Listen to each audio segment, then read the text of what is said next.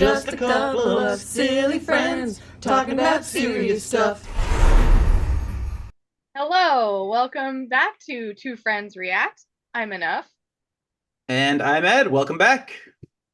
And today we are heading back into the realm of animation with Ratatouille, which I haven't seen yet, and I'm really excited about it. I think I saw it once, maybe twice when it first came out a long time ago, so a lot of it will be new-ish, not new, but will feel new to me as well.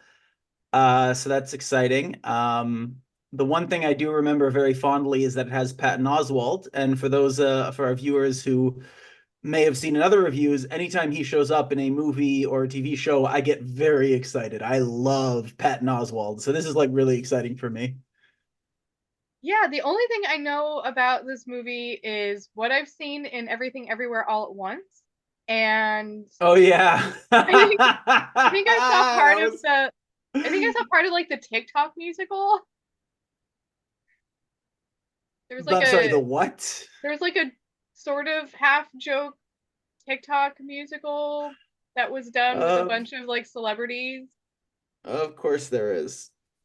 During the pandemic. Yeah. Also, sorry if my camera moves. My cat thinks it's really fun to play with. Okay.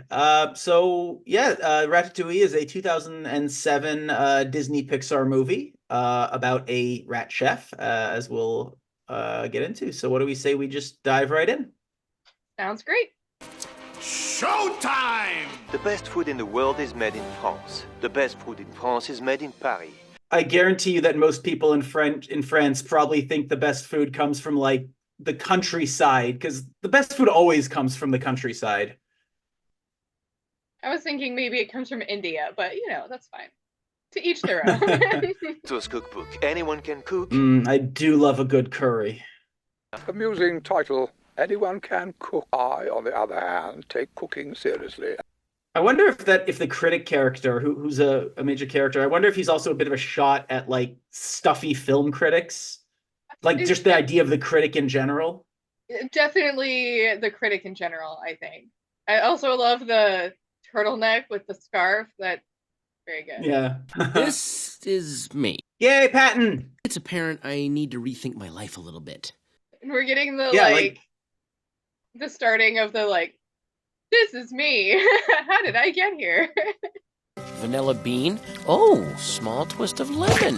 Whoa, you can smell all that? You have a gift. Whoa, don't eat that! Turns out that funny smell was rat poison.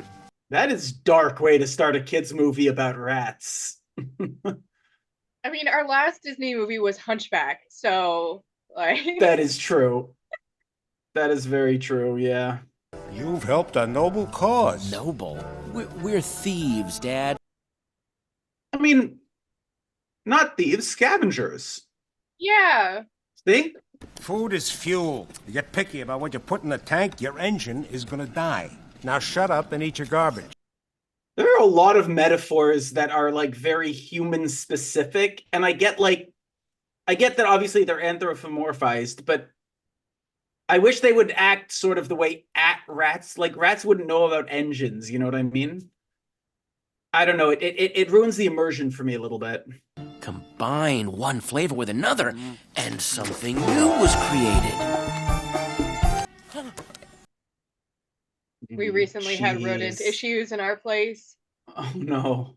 I wonder, like, a lot of movies when they come out about animals affect how kids react. I wonder how kids react to rats and stuff after this. Were kids like mad at their parents for getting rid of rats? Were kids like trying to befriend rats after this came out? Maybe. Was there a big increase in pet rats after this movie came out? Perhaps. I have friends who keep rats. Oh, you found cheese? That would go beautifully with my mushroom! This is special. But we're supposed to return to the colony before sundown. We gotta cook this. Yeah. How would a rat have any concept of cooking? I don't think we're supposed to be asking questions. Yeah. You think that maybe we shouldn't be so... Yeah, maybe. That is some good physical comedy. Oh my god, I was not expecting that. Oh, you gotta taste this! Okay, when the next storm comes, we'll go up on the roof. I know what this needs. Saffron. Why do I get the feeling It's in the kitchen. It's also expensive. Is saffron expensive? Mm-hmm. Yeah, each plant only produces 3 little, like, pieces of it a year. Oh. Yeah. Okay. I didn't know that the first time I grew it, and I just let the flower go. Oh no. Fill a book. A lot of books with things Dad doesn't know. And they have. Which is why I read. Okay. I'm just gonna stop asking how he knows how to, like, read and things like that. He taught himself. He's Matilda, the rat. I don't know if I've actually ever seen Matilda. Gusteau's restaurant lost one of his 5 stars after a scathing review by France's top food critic, Anton Ego. They literally name him Ego. They literally name the critic Ego. That is not subtle.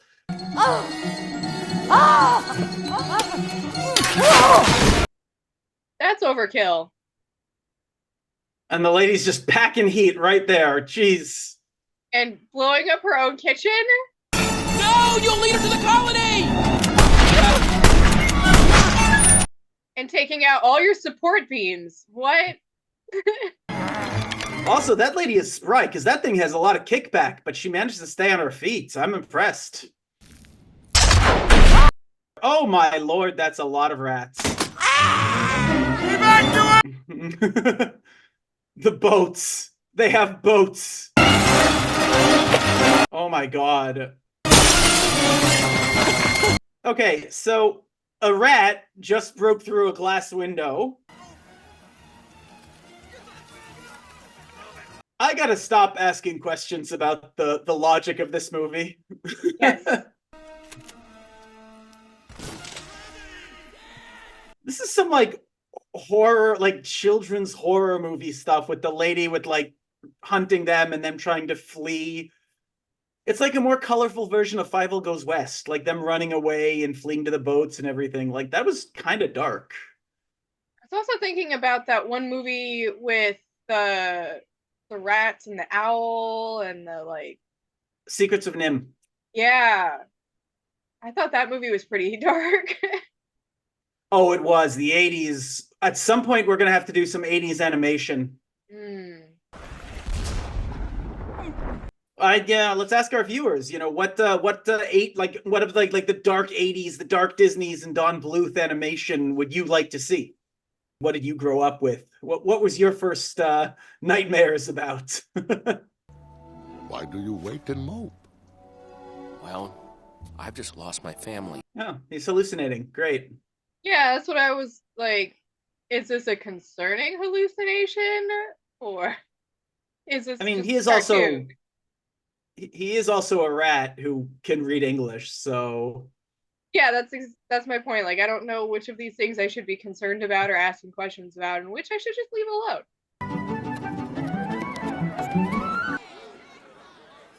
What are you doing?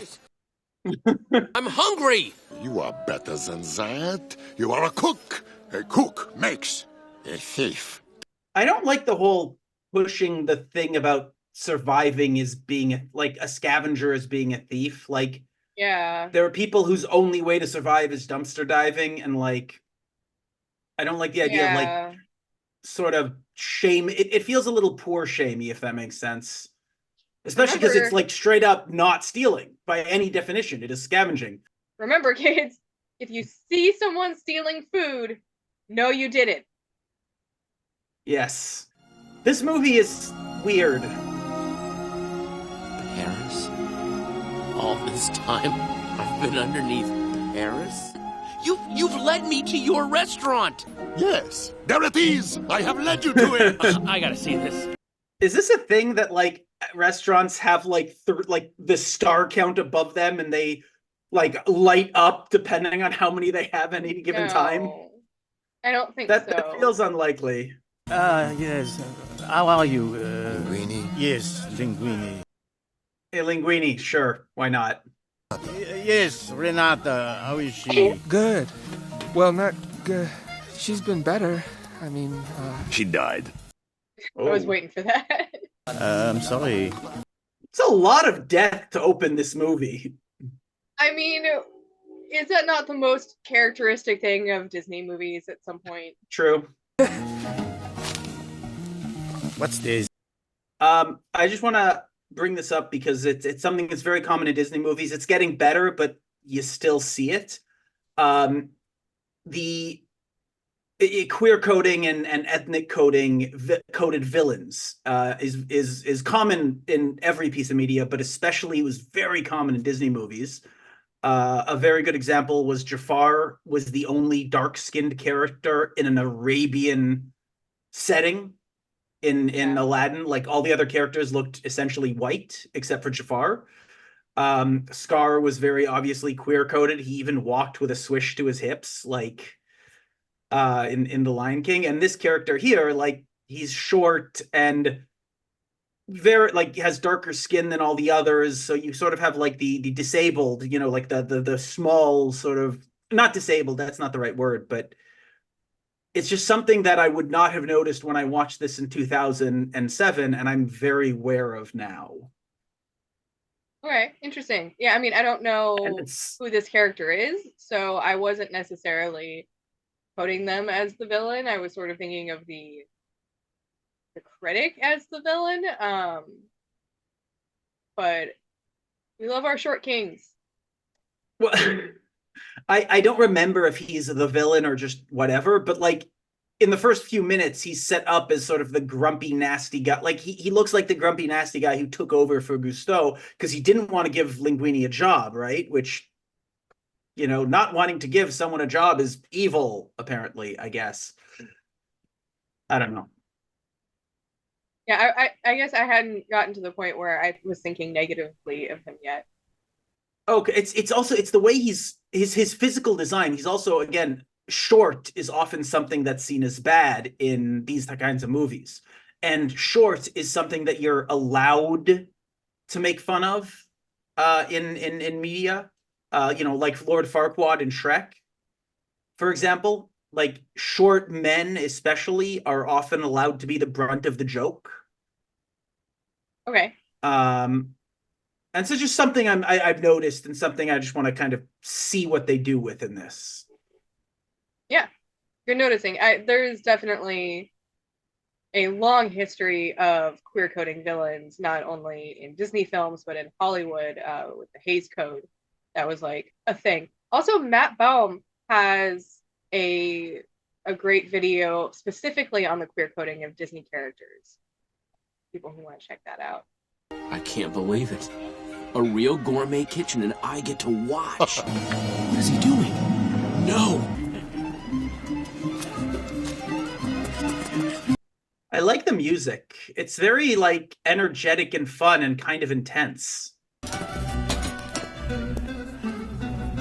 Oh, so unsanitary. I know.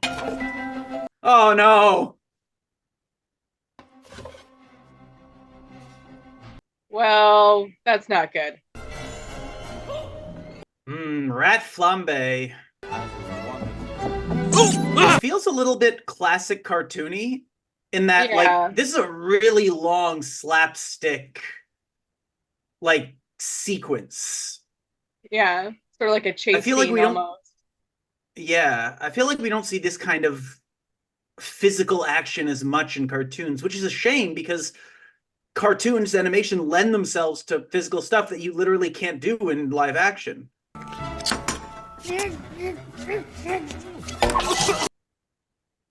Guess he didn't like his concoction very much.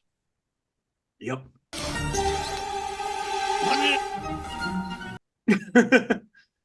I do like how they've animated Remy. I really do like he's very animated while still looking and feeling like a rat. Yeah.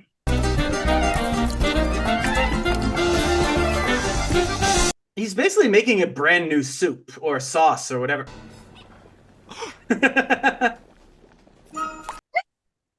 Where is the soup? Out of my way! You are cooking! Where do you get that? Go! Yeah, he's clearly meant to be sort of the villain-ish, not villain, but like antagonist. I guess. I mean, to me, he's also just reading as a chef. This is sort of how I imagine chefs would be reacting. There is a big issue of just a cycle of abuse in kitchens, especially higher end kitchens. Yeah. Abuse the next one up because you were abused mentality. Yeah. She likes the soup. Wait, someone's asking about your soup. I do like the little stepladder. I don't like that they keep sipping it over the pot. Oh, yeah. Fucking the crap out of me. That's a really good point. Am I still fired? You can fire him. What? Leclerc likes it. Yeah? How can we claim to represent the name of Gustav if we don't uphold his most cherished belief? Anyone can cook. Perhaps I have been a bit harsh on our new garbage boy. Reminds me of Benny from The Mummy. Yes, the little mustache, scrawny, weaselly. You should be responsible for it. Oh, yay. A love interest where the woman is incredibly competent and better than him in every way, and yet they're definitely going to wind up together by the end. You will make the soup again, and this time I'll be paying attention. I think you are a sneaky, overreaching little... Ow. Do you know what would happen to us if anyone knew we had a rat in our kitchen? Our reputation is hanging by a thread as it is. Kill it. Dispose of it. I don't like how they go so extreme. Like, it was literally the most popular restaurant in all of France, and now, like, because of one bad review, oh, this restaurant is now hanging by a thread and dying. Like, I know it's a movie and it's meant to be, but it's sort of extreme things like this that just don't make sense break the immersion for me. Damned cancel culture.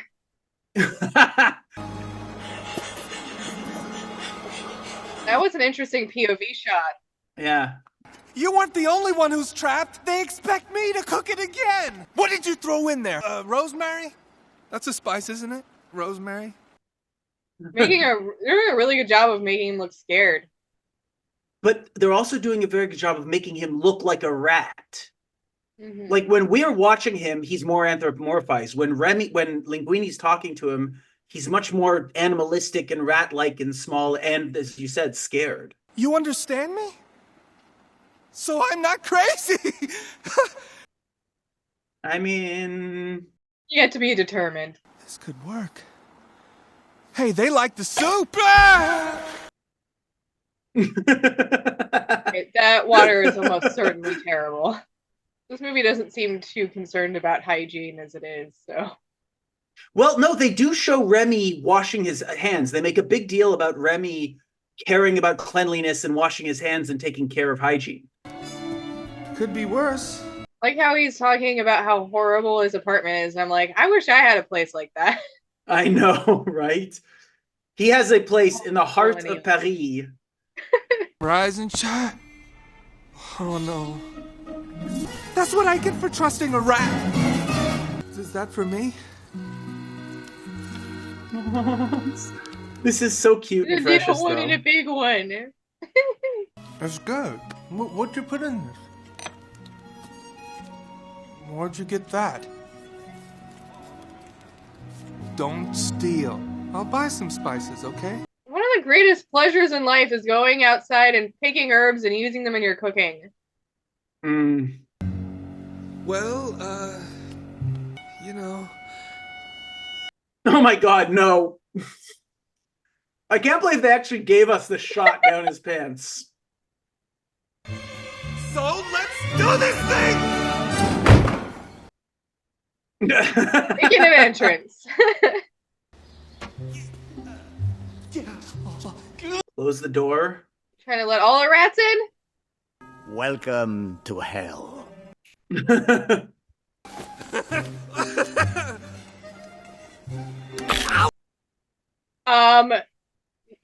What? Ow. Fighting? What? What?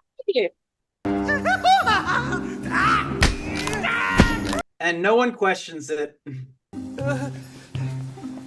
Everything's fine. I just have a wild rodent biting me. Yeah! Ah! Yeah! That is horrible. Oh, you're hungry. You were just trying to eat my flesh. That's fine. Okay, so let's think this out. Okay, that is so cute though, seeing him eat. Linguini? Shake from a rat! The rat! What are you doing in here? I'm just familiarizing myself. One can get too familiar with vegetables, you know! Is he implying that he was becoming intimate with the vegetables?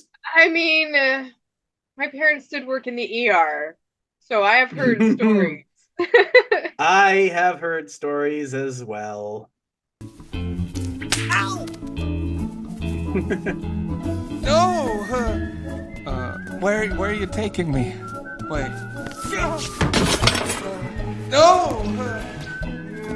I mean, I'm glad that they're showing that they're practicing, and it wasn't just like they didn't just get it right away. I like this jaunty tune. I really like the music in this movie. They really suit it very, like, none of it's amazing, but it's suited very well to the scenes.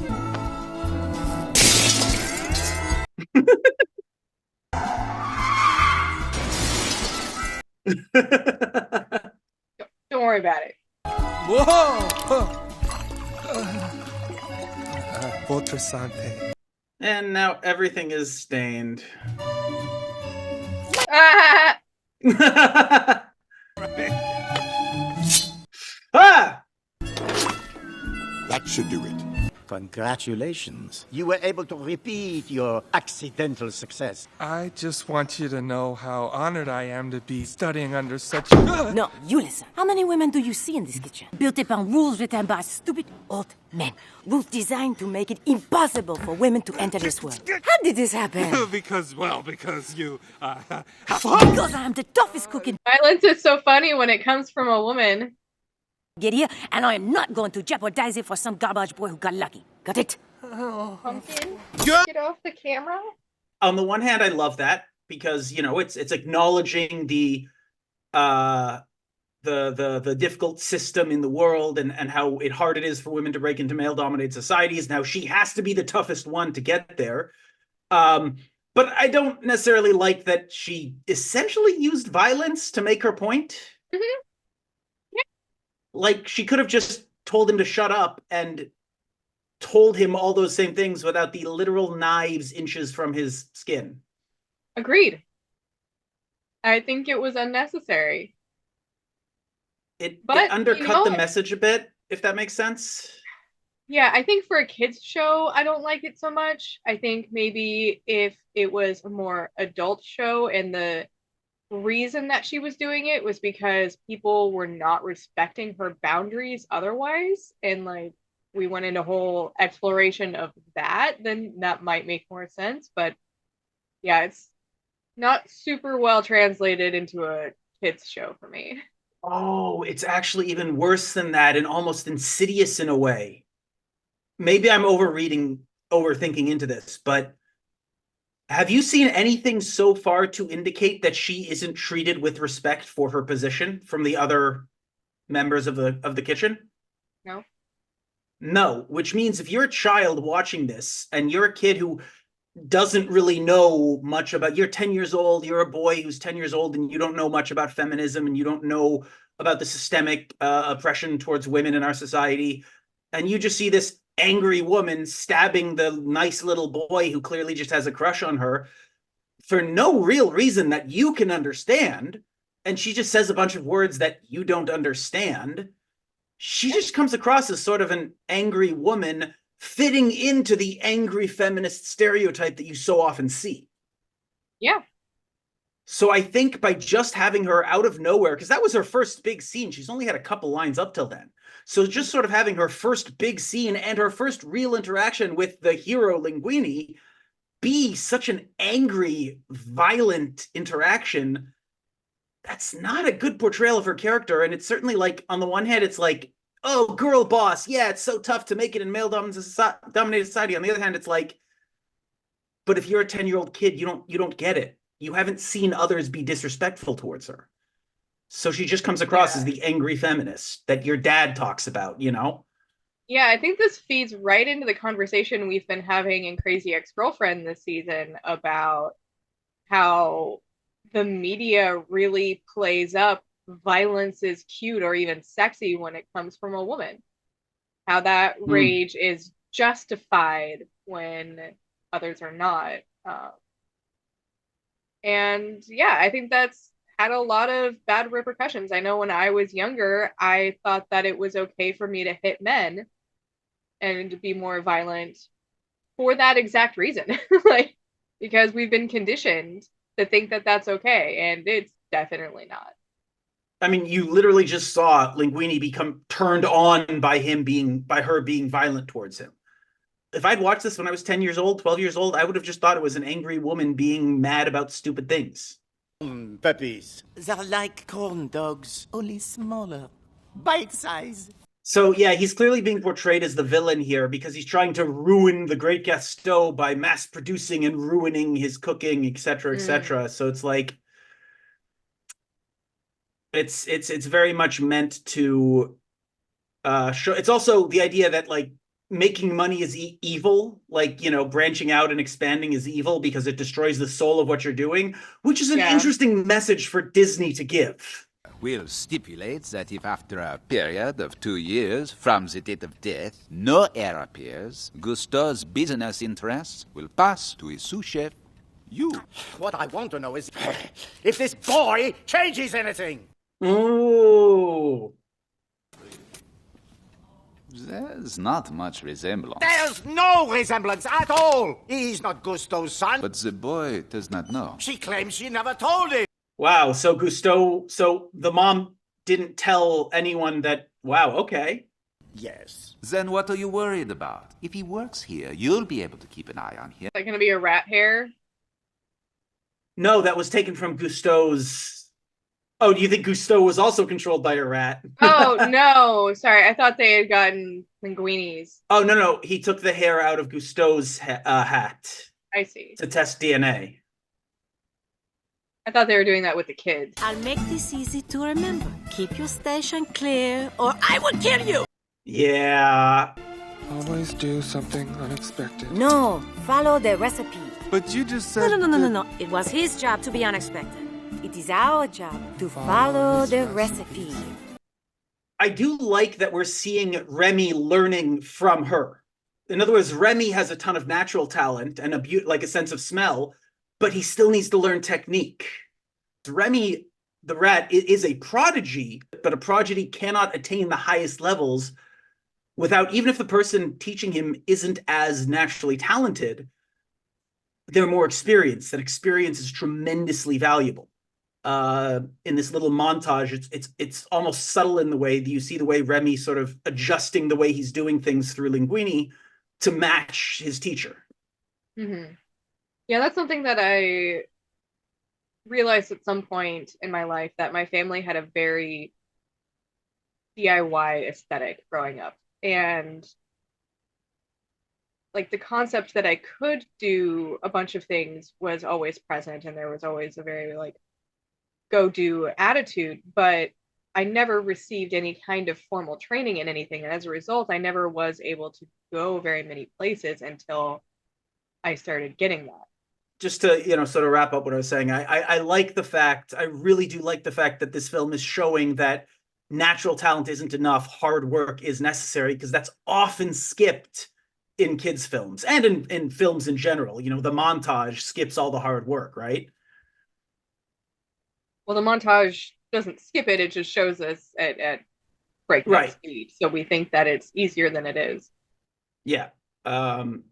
And here, like, yes, this is a montage, but I feel like they're taking time to kind of show what's going on.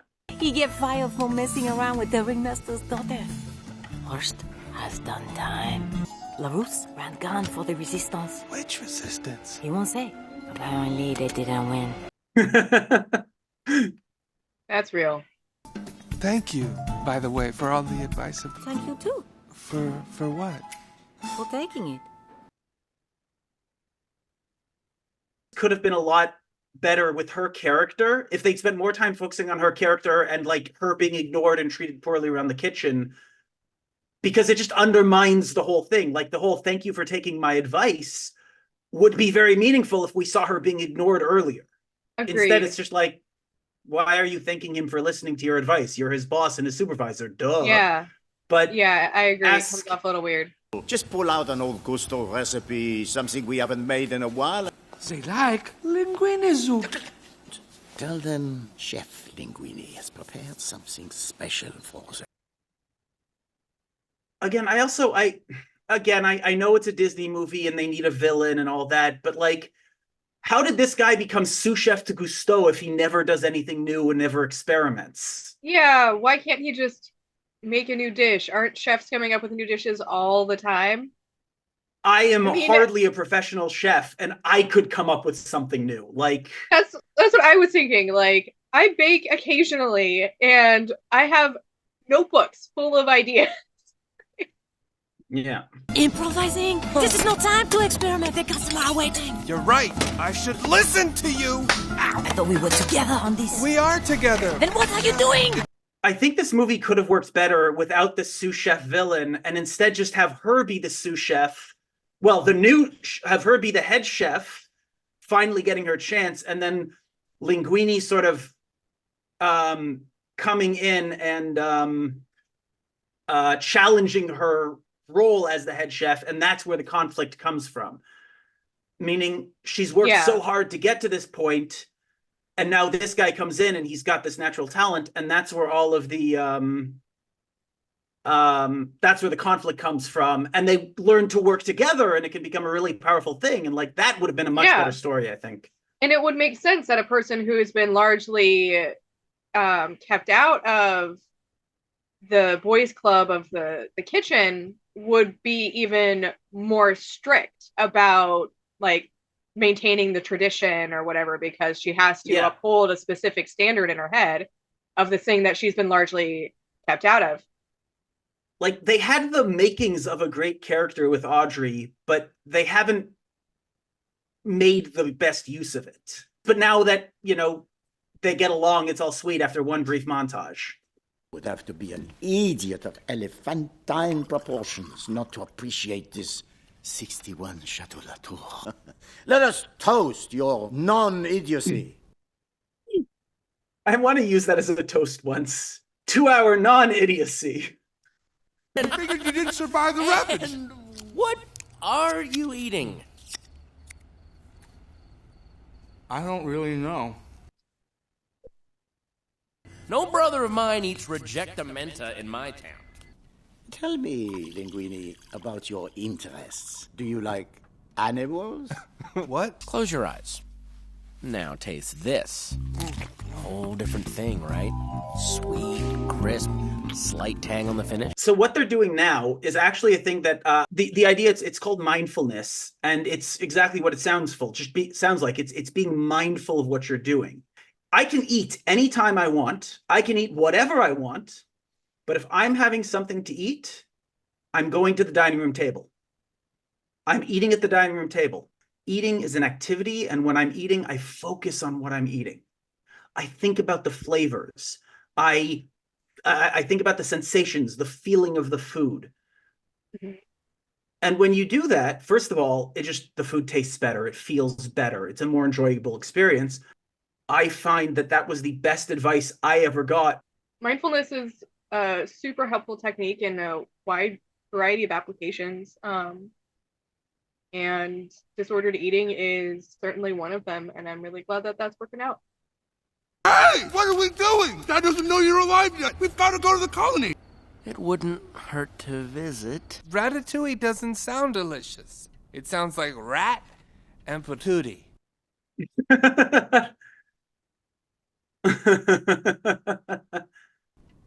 Regrettably, we are all out of wine. Okay, so Remy is about to be on his way back home to visit, so I think we're going to stop here for part 1 of our Ratatouille reaction. Join us next week for part 2. Yeah. Thanks so much for joining us. Please let us know in the comments what you've thought of this movie so far and suggestions for what other animated films we should watch next. And we hope to see you back here next week. And if you like our content, please like the video, hit that subscribe button. And if you really like our content, please check out our Patreon, link in the description below. Thank you so much for joining us, and we'll see you next week. Bye.